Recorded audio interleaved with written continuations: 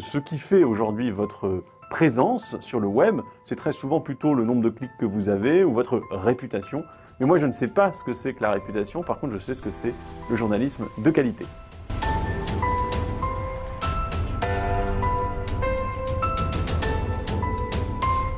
Aujourd'hui, j'aimerais bien vous parler des États généraux de l'information.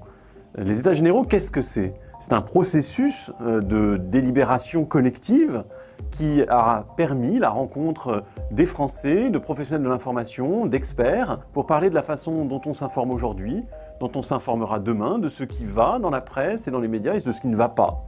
Et le rapport qui a été communiqué au public le 12 septembre dernier est un rapport foisonnant avec plus de 300 pages, de nombreuses propositions, et c'est donc de ça que j'aimerais parler en quelques minutes.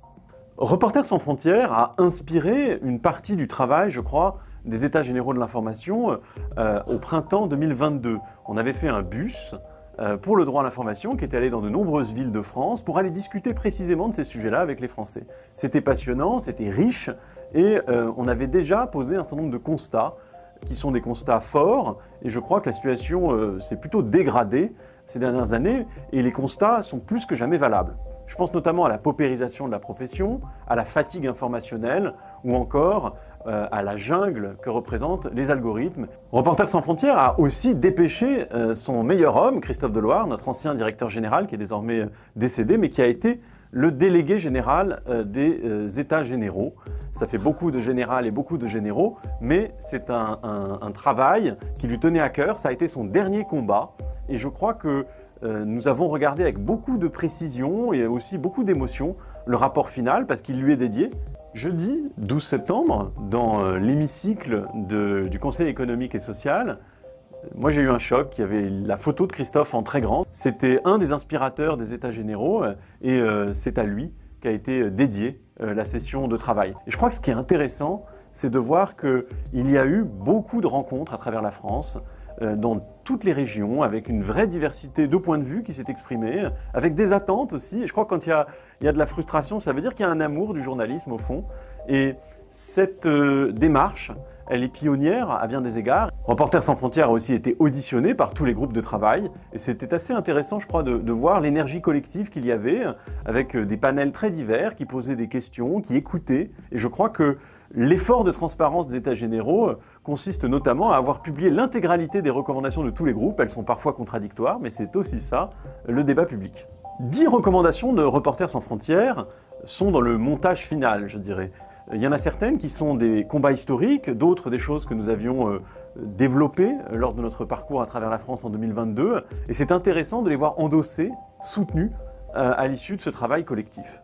Je pense notamment à l'idée de faire des campagnes de sensibilisation à destination du grand public sur les enjeux de l'information, mais aussi de la désinformation.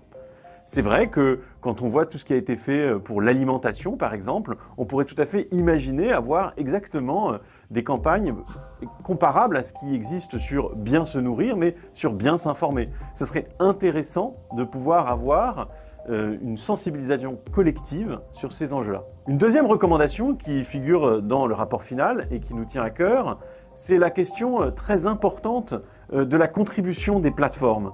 Les plateformes numériques sont devenues aujourd'hui le moyen d'accéder à de nombreuses informations. Des informations journalistiques, mais pas que, des informations vraies, mais pas que.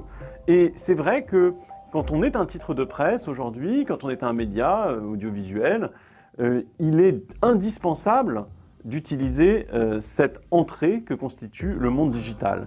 Mais le monde digital bénéficie aussi beaucoup du trafic des médias. Et c'est pour ça que pour avoir une répartition plus harmonieuse des richesses, et les plateformes tech sont devenues aujourd'hui des géants avec des profits gigantesques, il paraît intéressant d'explorer cette idée que RSF soutient et que les États généraux mettent en avant d'une contribution obligatoire des plateformes pour servir le journalisme.